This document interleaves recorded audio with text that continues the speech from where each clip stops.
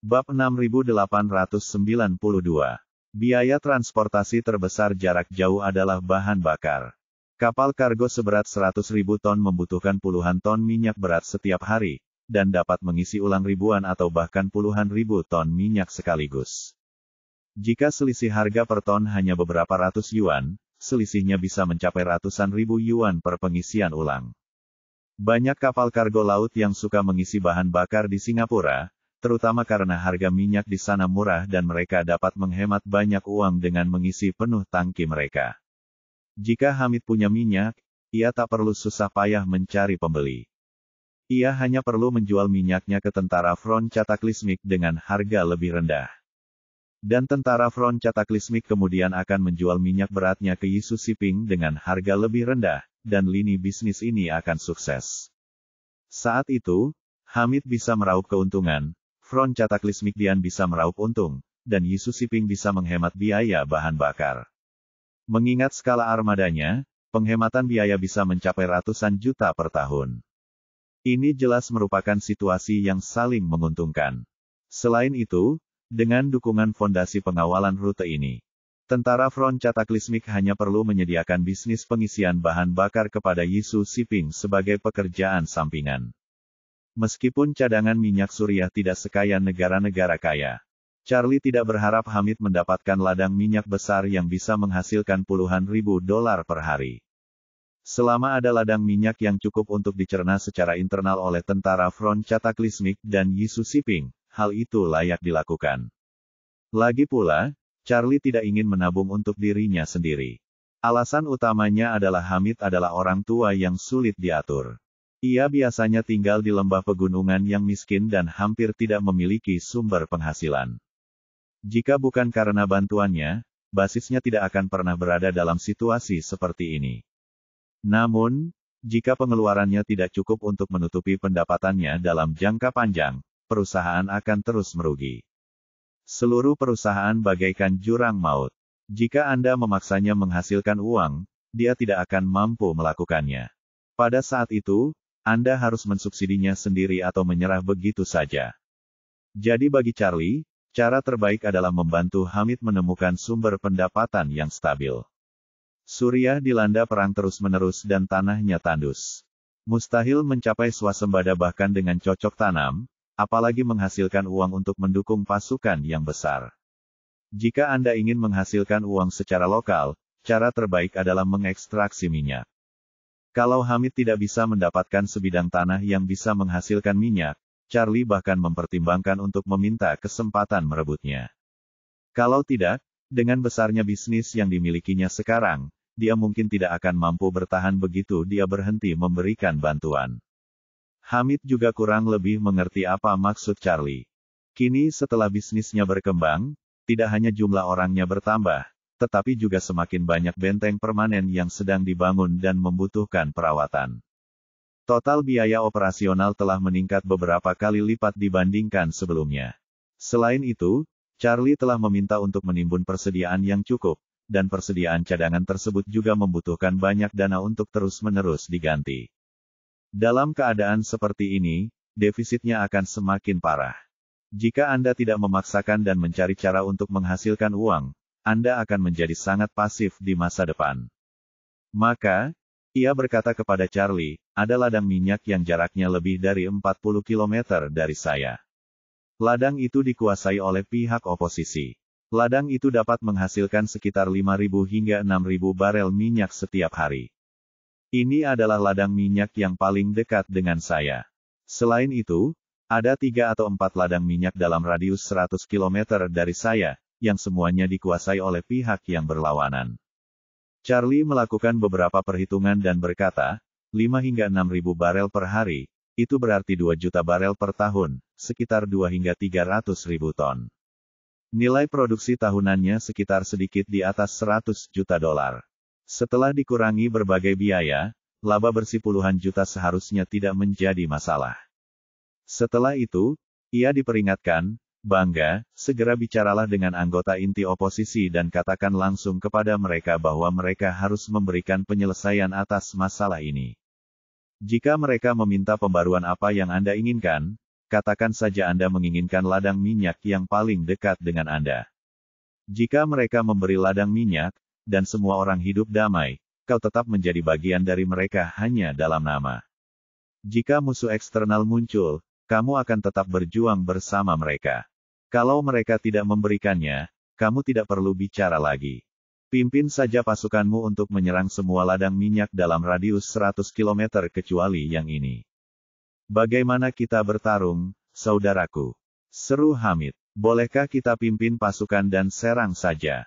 Baiklah, kata Charlie tegas, pimpin saja pasukanmu dan serang mereka secara langsung. Mereka tidak bisa bereaksi secepat kamu. Pada jarak 100 km, Anda bisa bermanuver dengan cepat dan menjatuhkan satu dari mereka dalam beberapa jam. Kau punya banyak sekali prajurit, inilah saatnya mengajak mereka jalan-jalan. Mereka sudah lama tinggal di pegunungan dan makan tepung putih impor sampai-sampai mereka bahkan tidak bisa menggunakan senjata mereka. Baiklah, kata Hamid tanpa ragu, kalau begitu, ayo kita hajar dia. Lagi pula, penjagaanku sudah kokoh di sini. Kita bisa mundur setelah pertarungan ini. Mereka tidak akan bisa membalas meskipun mereka mau. Charlie berkata, benar sekali. Kalau sudah waktunya bertindak, memanggil saja pasukan dan melakukanlah. Hamid bertanya, jadi memberitahukan berapa tingkat pemukulan yang tepat.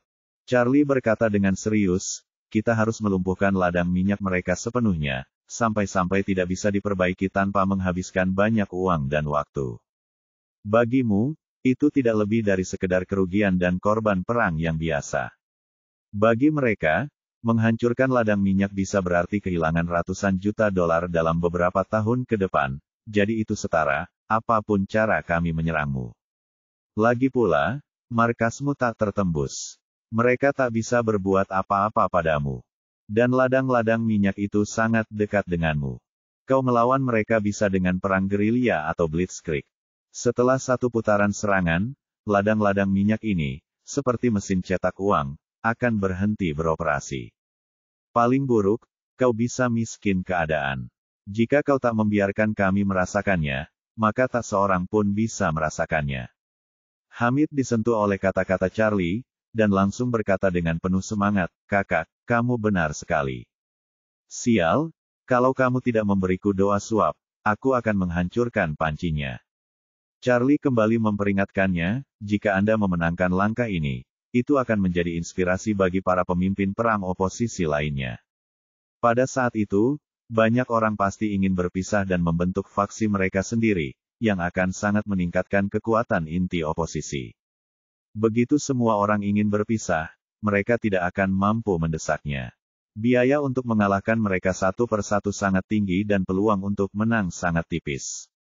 Demi melindungi kepentingan inti mereka, mereka tidak punya pilihan selain kepuasan gigi dan kebahagiaan.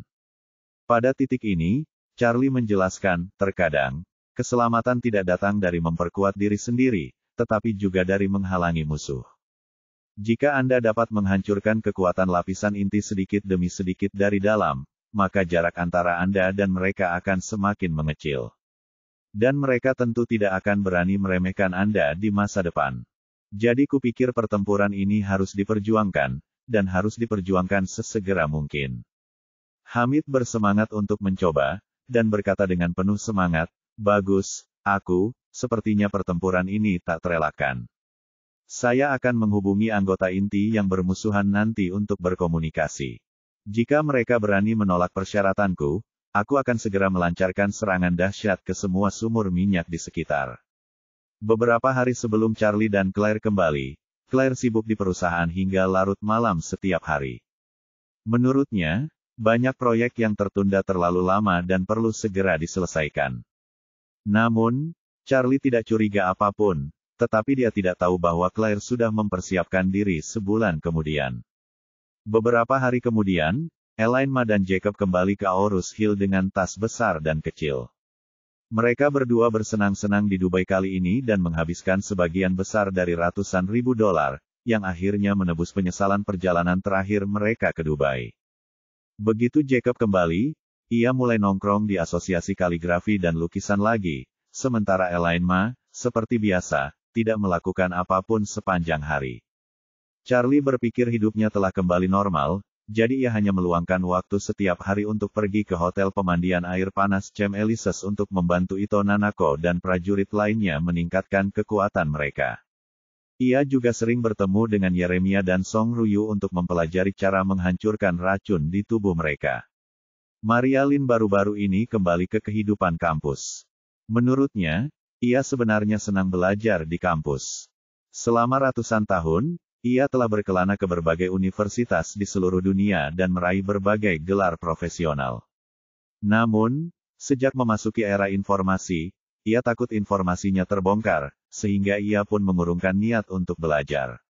Namun, Aurus Hill berbeda. Aurus Hill adalah wilayah kekuasaan Charlie. Ia dan Charlie adalah musuh masyarakat Warriors dan juga target pencarian Victoria. Dengan Charlie dan dirinya di sisinya, ia merasa jauh lebih tenang. Untuk pertama kalinya selama bertahun-tahun, dia merasa aman karena berada di kota Charlie. Ketika kehidupan Charlie kembali ke masa damai yang singkat, Hamid tiba-tiba memusatkan pasukannya dan melancarkan serangan ke beberapa ladang minyak di sekitarnya. Beberapa hari yang lalu, Hamid mengikuti saran Charlie dan pergi ke inti oposisi untuk meminta kompensasi. Mengusulkan untuk menyerahkan ladang minyak terdekat kepadanya dan menghapus semuanya. Namun anggota inti yang tidak mengikuti aturan langsung menolak permintaannya. Para anggota inti merasa bahwa meskipun kami telah bertindak tidak bermoral sebelumnya dan secara langsung mencoba membunuh Anda, ini bukan alasan bagi Anda untuk meminta uang kepada saya. Setiap sen yang diperoleh oposisi diperoleh dari minyak, dan setiap tetes minyak mereka diperoleh melalui perang. Jika Hamid ingin mengambil ladang minyak mereka, ia akan merampok uang mereka. Dalam pandangan mereka, Hamid seperti pencuri kecil yang meminta uang kepada pencuri besar. Ia hanya mencari masalah dan mereka tidak akan mau melakukannya apapun yang terjadi. Mereka juga mengeluarkan peringatan tegas kepada Hamid bahwa jika ia terus mengganggu mereka, mereka akan mengirim pasukan untuk menyerang markasnya. Hal yang paling tidak ditakuti Hamid adalah perang. Setelah Charlie menganalisis situasi untuknya, dia menyadari posisi strategisnya saat ini. Jangan tertipu oleh fakta bahwa markasmu kosong. Intinya, kamu berada di jantung Suriah. Jika pihak lawan melawan saya akan menjadi paku di hati mereka dan tumor yang tumbuh di tubuh mereka. Lagi pula, posisi saya kokoh seperti batu karang. Setelah mereka berselisih dengan saya, mereka tidak akan bisa masuk dan harus menghabiskan banyak tenaga dan sumber daya material untuk membela diri dari dalam. Yang akan membuat mereka kesulitan, baik secara internal maupun eksternal. Oleh karena itu, Hamid terlalu malas menganalisis apakah orang-orang ini mencoba menakut-nakutinya atau memang ingin menyerangnya. Ia hanya mengambil inisiatif. Jadi dia menelepon Charlie dan melaporkan rencana pertempuran kepadanya. Dia berkata kepada Charlie, "Saudara Wade, saya telah menargetkan 5 ladang minyak mereka. Saya berencana untuk menghancurkan salah satunya terlebih dahulu. Lalu mengepung 4 ladang lainnya dan bernegosiasi dengan mereka. Dan akhirnya mendapatkan ladang yang paling dekat dengan saya. Bagaimana menurutmu?" Charlie bertanya kepadanya, di mana kekuatan oposisi saat ini terkonsentrasi. Hamid berkata, mayoritas pasukan oposisi saat ini terkonsentrasi di perbatasan dan di Damaskus. Ia menganalisis, lagi pula, mereka baru saja merebut kerajaan ini. Mereka belum mulai memikirkan bagaimana memerintah negara secara legal atau mengalokasikan kekuatan militer. Yang mereka pikirkan hanyalah memusatkan kekuatan mereka di sekitar mereka sendiri untuk mencegah pihak lain mengambil apa yang baru saja mereka rebut. Karena itu, ladang-ladang minyak di sekitar saya tidak dijaga oleh pasukan bersenjata yang memadai. Petik 2. Paling banter, hanya ada beberapa ratus militan. Charlie bertanya kepadanya, bagaimana moral tim Anda pada tahap ini? Hamid tersenyum dan berkata, pasukan saya telah memulihkan diri dan berlatih keras untuk waktu yang lama. Selain itu, Anda telah menyediakan banyak dana untuk meningkatkan persenjataan mereka. Efektivitas tempur mereka telah jauh melampaui prajurit lawan lainnya. Lawan pada dasarnya masih bersenjata AK-47 dan menembak secara acak. Jika pertempuran sungguhan terjadi, rasio korban dapat dipertahankan setidaknya 1:3. Charlie berkata, jika kalian ingin bertempur, kalian harus membuat mereka lengah. Lupakan rasio korban 1:3, bahkan pukul 1:10 pun tidak dapat diterima. Kalian dan prajurit kalian harus bermanuver cepat, bergerak cepat, bertempur cepat, dan mundur cepat. Rasio korban harus dijaga di atas pukul 1:30. Hamid berseru, 1:30. Bukankah ini agak sulit? Rasio korban adalah 1:30, yang berarti jika satu prajurit mereka tewas, setidaknya 30 prajurit musuh harus gugur. Hal ini sangat jarang terjadi dalam peperangan modern. Namun Charlie tidak berpikir demikian. Dengan memanfaatkan keunggulan sebagai penggerak pertama, mereka sudah jauh di depan musuh. Ditambah dengan keunggulan kondisi prajurit, persenjataan, dan peralatan, rasio korban pasti akan terus meningkat. Meskipun 1:30 tampaknya mustahil. Hal itu mungkin bukan hal yang mustahil untuk dicapai. Saya harus menetapkan target yang tinggi untuk Hamid dan membiarkannya berjuang sekuat tenaga untuk mencapai target ini. Mari kita lihat apakah dia bisa mencapainya terlebih dahulu. Hamid sedikit gugup dengan permintaan Charlie. Ia merasa bahwa dirinya bukanlah seorang komandan, melainkan murid Charlie. Dan Charlie telah menetapkan target penilaian yang mustahil untuk dirinya sendiri. Maka Hamid segera berkata, saudaraku, rasio 1:30 ini memang agak sulit. Nyawa manusia tidak berharga di sini, jadi jangan terlalu terobsesi dengan rasio korban. Ayo kita berjuang keras dan menang, oke? Charlie bertanya balik, ketika kamu menyerang istana 10.000 naga, berapa jumlah korbannya? Hamid langsung bersemangat dan berseru, itu masalah besar. Berkat kepemimpinan Anda, rasio korban setidaknya 1 beberapa ratus. Setelah mengatakan ini, ia sendiri merasa sedikit ragu, dan menjelaskan, tapi waktu itu berbeda. Waktu itu kami bertempur dalam pertempuran defensif. Dengan benteng permanen yang kuat sebagai pendukung. Dan itu juga merupakan penyergapan, yang membuat mereka lengah. Kali ini berbeda, kali ini tidak ada benteng yang bisa diandalkan. Charlie bertanya lagi padanya, setelah mengalahkan istana 10.000 naga, bagaimana moral prajuritmu? Hamid berseru penuh semangat, setelah pertempuran itu, moral pasukan sangat tinggi. Tak seorang pun menyangka kita akan mengalahkan istana 10.000 naga. Dan itu adalah kemenangan telak. Pasukan sangat bersatu. Itu saja, kata Charlie. Ini pertama kalinya kalian meninggalkan markas untuk bertempur dalam Blitzkrieg. Jika rasio korban kalian bisa mencapai tingkat yang tak terbayangkan oleh siapapun, itu tidak hanya akan meningkatkan moral secara signifikan, tetapi juga secara signifikan melemahkan kepercayaan diri musuh. Membuat mereka takut padamu. Ini juga akan membantu kalian bernegosiasi dengan mereka nanti. Jadi kalian harus memimpin dan mengerahkan pasukan kalian dengan baik dan berjuang untuk meraih kemenangan besar. Aku mengerti. Hamid memahami pikiran Charlie dan berkata dengan hormat, kakak, kamu masih bijaksana. Jangan khawatir, aku akan melakukan yang terbaik. Charlie bersenandung dan berkata, juga, karena mereka punya 5 ladang minyak, jangan cuma serang 1. Setidaknya serang 3, dan 3 ladang terbesar. Kalau mau serang, serang mereka dengan keras. Kalau mereka masih tidak terima syaratmu setelah serang 3, hancurkan semuanya sekaligus. Seperti yang kubilang tadi, balik meja dan tak ada yang akan makan. Baiklah, Hamid merasakan ambisinya membuncah di dadanya, darahnya mendidih. Ia berseru, jangan khawatir, saudaraku. Aku pasti akan melaksanakan rencana strategismu dengan sempurna. Keesokan harinya, Hamid mengorganisasikan 2.000 tentara untuk melakukan serangan mendadak terhadap 3 ladang minyak terpilih. Dalam serangan mendadak di ladang minyak ini, 4 persyaratan cepat Charlie tercapai dengan sempurna, dan 3 ladang minyak lawan dihancurkan sekaligus. Ketiga ladang minyak ini menghasilkan hampir 20.000 barel minyak mentah per hari. Yang setara dengan 1/5 dari produksi tahunan negara saat ini. Gelombang kerusakan langsung ini merupakan kerugian besar.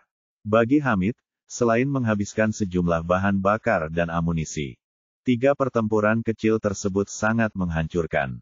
70% prajurit pertahanan lawan tewas dan 30% ditawan. Sementara hanya 3 prajurit Hamid yang mengalami luka ringan dan tidak ada yang tewas. Serangan yang berhasil ini sangat meningkatkan moral pasukan Hamid. Semua orang akhirnya menyadari bahwa mereka bukan lagi lawan yang sama. Hal ini menyadarkan mereka bahwa jika mereka menghadapi lawan di masa mendatang, mereka akan mampu menang dengan momentum yang besar. Hamid pun belajar dari kesalahannya. Ia tak hanya menghancurkan 3 ladang minyak. Ia juga mengikat para pekerja inti di ketiga ladang minyak itu dan membawa mereka ke markasnya sendiri.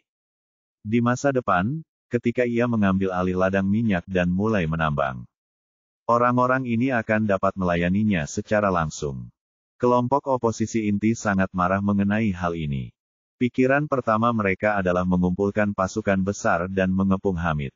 Namun, pada pertemuan sebelum perang, setelah semua orang tenang dan menganalisis situasi, mereka menemukan bahwa mengepung Hamid tidaklah ada gunanya. Penasihat militer pertama menganalisis, pertama, sebelum kita merebut Jiangsan, Hamid, sebagai rekan kita, pernah bertempur dalam pertempuran yang gemilang dan sengit. Pasukan pemerintah dan tentara Front Cataclysmic bersama-sama melancarkan beberapa serangan ke markasnya. Tetapi semuanya berakhir dengan kekalahan telak. Kali ini, serangannya ke ladang minyak yang kita kuasai semakin membuktikan bahwa efektivitas tempur prajuritnya jauh melampaui kita. Kedua, prajurit kita sekarang sangat khawatir dengan efektivitas tempur prajurit Hamid. Prajurit lain yang ditempatkan di ladang minyak bahkan khawatir diserang Hamid. Hal ini benar-benar memengaruhi moral pasukan. Lebih lanjut, persenjataan dan peralatan kami sebagian besar adalah peralatan gerilya. Dengan senjata ringan mendominasi, meskipun beberapa senjata berat direbut. Sebagian besar berupa tank, kendaraan lapis baja, rudal anti pesawat, dan artileri berat. Siapapun di sini yang memiliki pengetahuan sedikit pun tentang urusan militer dapat melihat bahwa tidak satu pun peralatan berat ini cocok untuk menyerang medan pegunungan. Tank dan kendaraan lapis baja tidak akan mampu mencapai markas Hamid. Kendaraan berat kita mungkin tidak akan mampu mencapai mereka sebelum medan perang benar-benar membatasi mobilitas dan kemampuan tempur mereka. Dan kita hanya akan menjadi sasaran empuk bagi tentara Hamid. Artileri berat dan howitzer itu memang mumpuni. Tetapi benteng permanen yang dibangun Hamid tidak hanya sangat kuat, tetapi juga sebagian besar berada di lereng yang curam. Artileri kita hanya akan menggelitik mereka jika kita menembaki mereka. Kuncinya adalah semua peralatan berat yang kami sita tidak sempat dihancurkan oleh pasukan pemerintah. Petik 2. Amunisi kita yang tersisa sangat terbatas. Setiap kali kita menembakkan peluru howitzer, peluru itu habis. Setelah selesai, artileri itu hanya akan menjadi besi tua. Jika kita menghabiskan semua peluru ini, kami tidak akan punya senjata lagi jika harus bertempur di medan perang melawan musuh di masa mendatang. Di sisi lain, si brengsek Hamid itu membangun benteng yang begitu kuat dan menggali gua-gua yang begitu dalam, sehingga bahkan jika kita menembakkan semua amunisi kita padanya, itu hanya akan membantu melonggarkan tanah di atas kepalanya, tetapi tidak akan merusak fondasinya sama sekali. Mengenai rudal pertahanan udara kita, pasukan Hamid tidak memiliki kekuatan udara selain beberapa helikopter bersenjata. Jika dia tidak mengerahkan helikopter, rudal pertahanan udara kita akan sama sekali tidak berguna baginya. Lagi pula, mata-mata kita di dalam Hamid sudah memberitahu kita tentang cadangan strategis Hamid. Semua orang harus tahu bahwa bahkan jika kita mengerahkan sejumlah besar pasukan untuk mengepung markas Hamid sepenuhnya, Hamid masih bisa bertahan selama 3 tahun. Tapi yang memalukan adalah, Hamid bisa bertahan selama 3 tahun. Tapi kita mungkin tidak akan mampu bertahan selama 3 tahun.